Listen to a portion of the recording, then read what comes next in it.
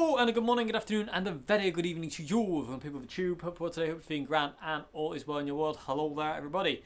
Today's vid, everyone, is about this glorious guitar you see in front of you here. I do have to apologise quickly about my mood. I'm in a very somber mood. Something happened the other day here that I'm not going to talk about just yet. As it's still very fresh. So, and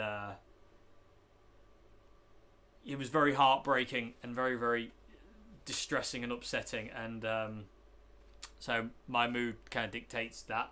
So I do apologise about kind of the way I am today. But we're going to persevere. We're going to keep going.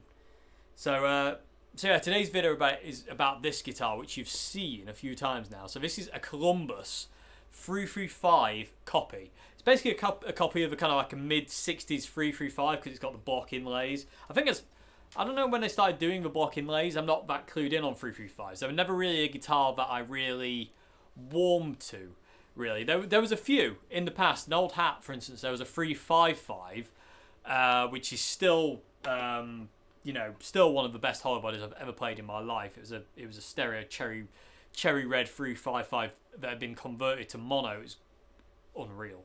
They also had in old hat, we also had a tobacco burst 335 with a Bigsby, and that was just glorious as well. And if I had the money, I would have bought that one, but it far out of my price range. And then after that, the only hollow body that I played really that kind of really made an impact on me was the Heartwood Revival, which is back in England.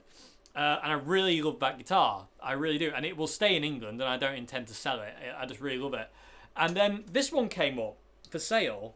A friend of mine was selling this about 2 days before I left for France. This came up for sale. I think it was about 2 or 3 days. I can't remember exactly. But this thing came up for sale in Louth, where I live in the UK. And I just had to have it. I just the price was really good on it. And this is definitely a lawsuit. Columbus, basically it's Japanese copy from the 70s, and I just had to have it anyway. Let me explain quickly before I go any further. Let me explain what a lawsuit guitar is. So back in the 60s and 70s, brands like Teisco and it was mainly Teisco, Columbus, stuff like that. But although I do believe Columbus is part of the Teisco range, but I'm not that clued in on the history. So people with a tube, if you know more than I do, which is very, very possible because I'm not very clever, could you let us know in the comment section below about a bit of the history if you can, because I'm not that clued in. But these guitars came about. They're called lawsuits because basically brands like Teisco, Ibanez, Hondo, Columbus, they were all making kind of replicas of Stratocasters, Telecasters, Les Pauls, SGs, 335s. You name it, even some Jaguars and Jazzmasters. And basically Gibson and Fender were not overly happy the fact that the Japanese were making copies of their guitars for substantially less money and making them as good and at a ridiculously low price point, because people were going out and buying these instead of going and getting Gibson because this was a fraction of the price of a Gibson and it just feels, sounds and plays just as well as any Gibson did. So they were, Fender and Gibson were not happy that Japanese manufacturers were doing this. So what they did is they took them to court and said, no, you stop that now. Tokai was another company that was doing kind of guitars, but I don't think they were later. Well, so the Springy Sound was a lawsuit. But anyway, so Gibson and Fender took these companies to court, like Columbus and Ibanez and Teisco, and said, no, you're not doing this. So basically brands like that I just said, Teisco, Columbus, they lost the rights to make these kind of guitars, so they had to revamp them in a way, and thus came different kind of weird shaped guitars, and they were basically Strats, Telecasters, Les Pauls, whatever, but they were slightly different. But this is a lawsuit model because this is identical to a 60s 335. The body width, the neck shape, the block inlays, the bound frets, the trapeze, it's the same trapeze piece, the scratch plate. It's even got the Gibson headstock. It's even got the open book headstock with the Gibson logo thing there. You know, so this is a lawsuit model because this is one of the ones they made, which is pretty much like it's even got the volute as well. I don't know how you're able to see that, but it's got the volute. But this was like too close for Gibson, much in the same way Tokai were too close to Fender, and some Ibanez copies were too close to Fender. They were like, no, stop that. So that's why they're called lawsuit guitars, is because basically those companies like this were taken to court and told to stop making these guitars. So, but the thing is, I love these guitars to bits. I mean, I've got my Teisco Strat on the wall there, but I would happily, you know, I love these guitars so much. I would happily buy these up in stacks, you know, because they're so good. I really want a Columbus Strat copy because they're amazing. But this guitar, my God. Okay, so let's get to this guitar. Sorry, my brain's a bit funny today, so you're gonna have to forgive me, people of the tube. I'm in a very kind of I'm in a very funny mental state today, so I'm gonna try and kind of like maintain myself as best I can, and just trying to hold myself together as best I can. So let's talk about this guitar. So this guitar is brown. I don't know how well that'll come across on the camera, but it's like BB King's. Oh no, and it's a bolt-on neck again, which is something again. Half the production value of a guitar because you don't have to do the set neck thing. And it's, yeah, well, I'll talk about that in a sec. So this guitar's brown. You got mega frets on this thing. They are humongous frets. And by the way, people keep commenting on my on the bow around the edge of my camera. My camera has a fisheye lens. It's a 160-degree wide-angle lens, so it gives you this fish-eye effect. So anything in the corners, like the Gretsch here, will have a curve to it. But I promise you, the guitar isn't curved, it's just the lens of my camera. So I like it though, because you can see so much. Anyway, so, but yeah, this has got humongous frets, really nice mother of pearl inlays, and they're put in really well. I mean, usually sometimes these inlays on these guitars are all wonky, so you can look down the line and they're kind of all over the place, and it looks really amusing. These are perfect. These are straight as an arrow. They go perfectly with the neck. We've got the Bell truss rod cover. Again, far too close for Gibson's liking. The Gibson headstock. It's had a couple of replacement machine heads. If I put it on the floor there, hopefully you'll be able to see. There's loads of different holes in the headstock here. So there's some holes there. There's a hole there. You know, there's multiple holes where it's had 3 different styles of machine heads on. I don't know what brand these are, people of the tube. If you know what brand of pickups these are, please let me know in the comment section below, because I have no idea. It's just a big P. Or is it a G? I don't know. Because if it was G, I'd be prepared to say they're Goto, but I don't think it's a G. It looks like a P to me. Anyway, so yeah, and then when moving on to the neck shape is ridiculously Gibson. Like, this is a carbon copy of a Gibson neck. It really is. I mean, it's quite big when you get down to the kind of a midsection. This section here, there's quite a lot of wood there, but it's such a Gibson style neck. It feels like so many 335s I've played. It's just unreal, and especially the old 335s. It feels really like that. So coming down to the body, there is no centre block on this guitar. There is only a bit of wood under the bridge. Other than that, there is no centre block. This entire guitar is hollow, apart from a little bit of wood under the bridge section here that's basically holding that in. Other than that, the whole thing is totally hollow. We do have 2 humbuckers, which are amazing sounding. In the intro jam, there was no pedals on. The jackhammer wasn't on, the governor wasn't on, there was no pedals. That is just the sound of this guitar, which is what I wanted to do. In the jam I'm going to do next, because this is a blues guitar, I want to play blues on it. It's not just blues, but I like playing blues. It's got a real cool blues tone to it. In the next thing, what I'm going to do is I'm basically going to stick the Past Effects Chorus Ensemble into the high mode to overdrive it a little bit more. And it sounds glorious. But anyway, so we've got 2 humbuckers here. Really love the sound of these humbuckers. They're really open sounding, really cool. Again, Gibson style scratch plate with actual kind of period correct bracket as well. Witch hat knobs, 3-way selector. Got the trapeze. I've always wanted a 335 with a trapeze. I want a trapeze on one of my Les Pauls, but I have technically got, the Les Paul with trapeze. I've got the Gretsch. But it's got a trapeze, which is just glorious because you can play behind the bridge. What else to say? say the thickness is really good. It's it's proper Gibson thickness. Like I say, neck plate here says made in Japan on it, I do believe. Yes. So hopefully you'll be able to see that. So the neck plate says made in Japan. So let's talk about the problems this thing had when I got it. So when I got this guitar, it was a wreck. The neck, you could move the neck side to side and up and down. It was not stable in any way, shape or form. It wouldn't stay in tune. The action was about that high. It was just a nightmare. So, and I didn't have any time to sort this before I left to come here. So I thought I would leave it. I'd bring it with me and leave it, and I would fix it with help of my two French friends, Nicole and Marjo, who helped me fix this guitar. So what we did one night is we had the whole thing apart and looked at it. And funnily enough, the neck actually has the long tenon, like the neck tenon, and it actually stretches to about here, but it's just a bolt-on neck. So it's really, really weird. But the neck was sitting super low in the neck pocket, like super low. So the bridge was screwed all the way down and the action was still like that high.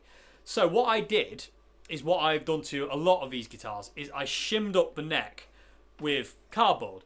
But it wasn't just like a usual shim, which is about the size of my finger.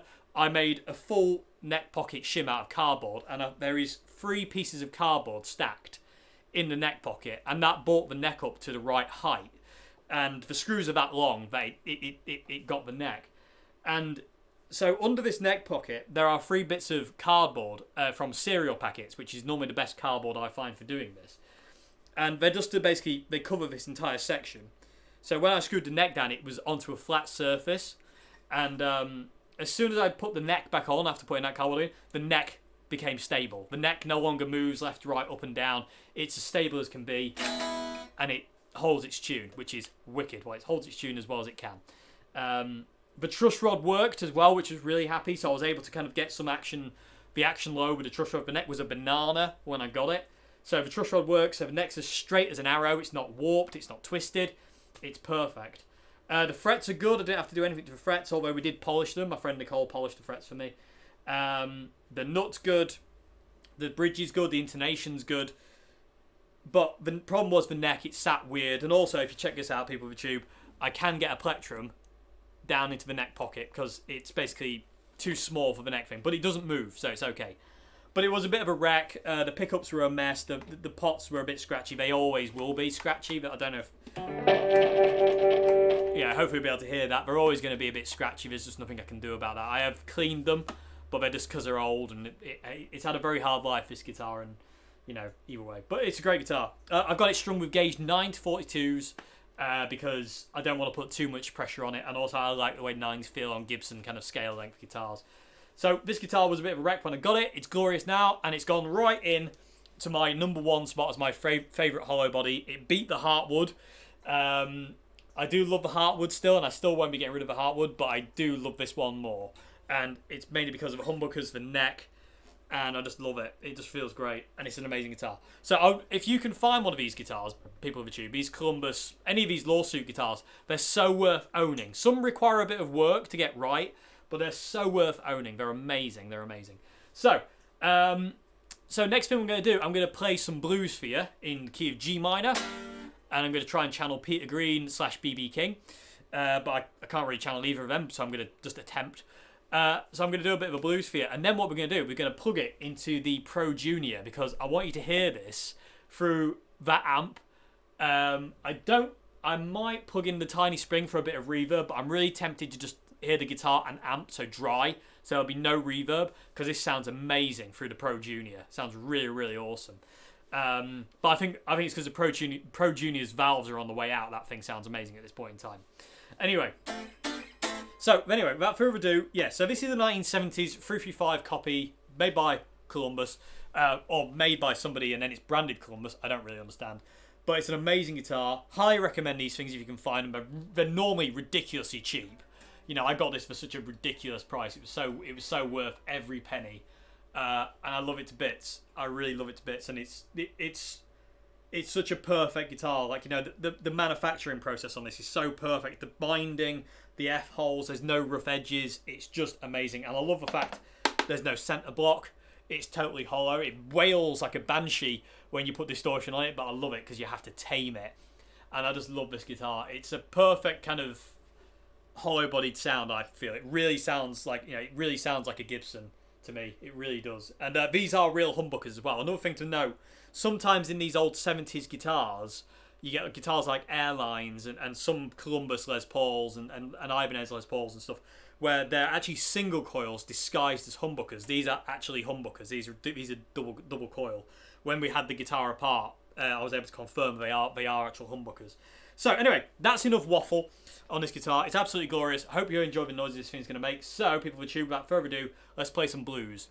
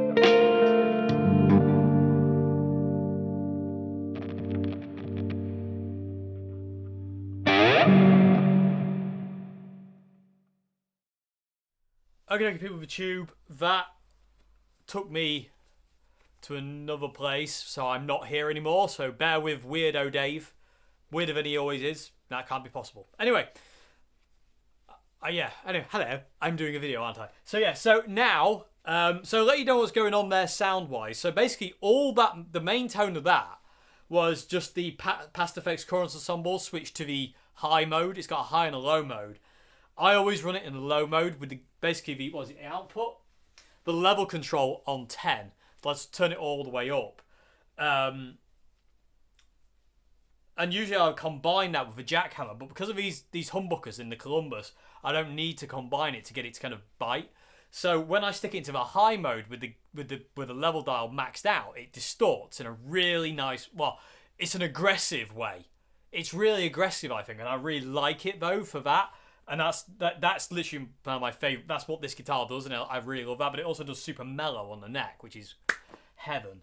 And then at some point, I turned on the fuzz, the sundial fuzz. I don't remember what happened at that point, but I know I kicked it on. I have a memory of me turning it on, but that's about as far as it goes. But yeah, anyway,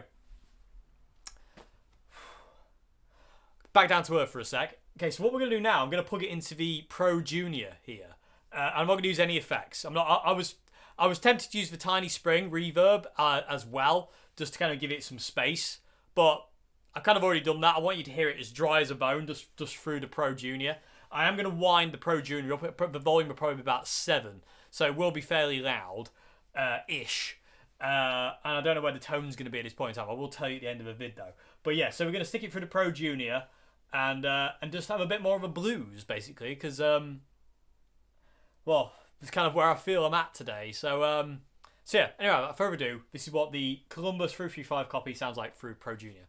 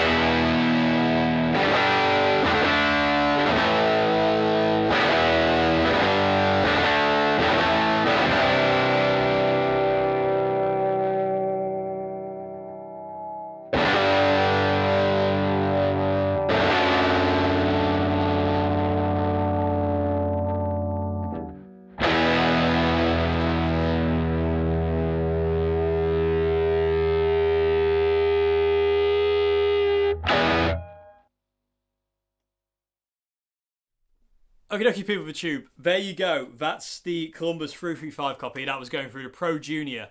I had the volume on 7. I had the tone on 0. Tone was all the way down. And it just sounded...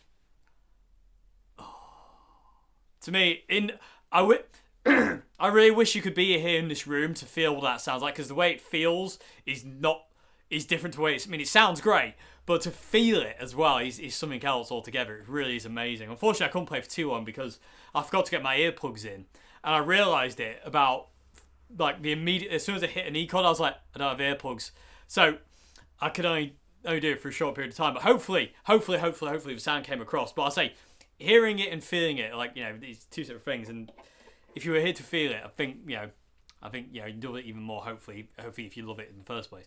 Anyway, but this guitar is fantastic. I love it to bits. It's awesome. I love it. It's incredible. These pickups are just incredibly good.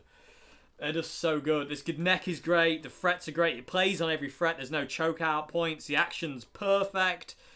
The electric's scratchy but work, so that's all that matters. I love the sound the trapeze makes. I love all like the sympathetic kind of noise you get from it as well. It's almost like having an inbuilt reverb, because it rings after you hit a chord, and I love that. I mean, a lot of people kind of shove foam and stuff like under the nut here and under the bridge to kind of shut that up. I really like that. Especially when you hear it coming through an amp. You can really hear it through the Fender because it was so dry. You can really hear the clank of the strings behind here. So I really like that. But this guitar is amazing. It really has gone into my number one spot of my favourite hollow body. Sorry, Heartwood. But it's just incredible. And the Heartwood was a little bit more expensive than this, but not by a great deal. But it was a little bit more expensive, but not by miles. But I really love this. I love the colour as well. The brown is gorgeous. I do apologise. That's my phone. That's the annual phone hello for my videos. It hasn't happened yet, so rightly so, I believe. So I love the colour. I love the brown colour. Like, it looks like BB King's. You know, you can't go wrong with that. Like I say, there's not much to not like and love about this guitar. It's just amazing. I really love it. And it just sounds, plays, feels stunningly. I really love it. So you're going to see a lot more of this guitar, everybody. I don't ever want to have to get rid of this guitar. This is one of those guitars that I feel that I don't want to ever have to lose. It's just got a certain feel to it, like, and a vibe. Like, the Heartwood, to me, was one of those guitars that I'd have for a while, and then eventually I would sell somewhere down the line in a few years. But this guitar has a different vibe altogether. It feels like the Gretsch here. Like, the Gretsch, to me, was when I first got it, I thought, I'll have it for a while and then I'll sell it. But because I've been playing it and warming to it, I really love it, and I can't see myself being without this now. It's the same as my Gem, my White Strap, my Oswalds, my Jag, my vintage V6 over there, my acoustic, my Teisco Strat copy. Certain guitars have a certain feel to them where you're like, I can't stand to not have that guitar. I can't stand to lose that guitar. Even if I don't play it a great deal, I can't stand not to have it. I'm sure we've all been there. And this is one of those where I feel like I won't play this a great deal, but I will play it. But if I don't have it, I'll regret it. It's one of those kind of things. So anyway, enough jibber jabber, everybody. I hope you enjoyed the noises this thing makes. Like I say, I do apologise for my mood today. It's like I say, I'm not ready to talk about it just yet. But this guitar is amazing. I really, really love it, and it sounds great to me. I love the way it feels. It's just unreal, absolutely unreal. So anyway, people of the tune, I'm going to have to get off. But thank you very much for watching. Hope you enjoyed the noises this thing makes. Hope you enjoyed. I hope my playing's been okay. Yeah, and I'll see you again for another one very soon. Have a great morning, afternoon, good evening. And yes, goodbye now. And if you see one of these things, buy it. Might need a bit of work, but it's worth every second of it. Awesome, awesome, awesome guitars. So, thank you very much for watching, everybody. See you again. Goodbye now. Ha ha!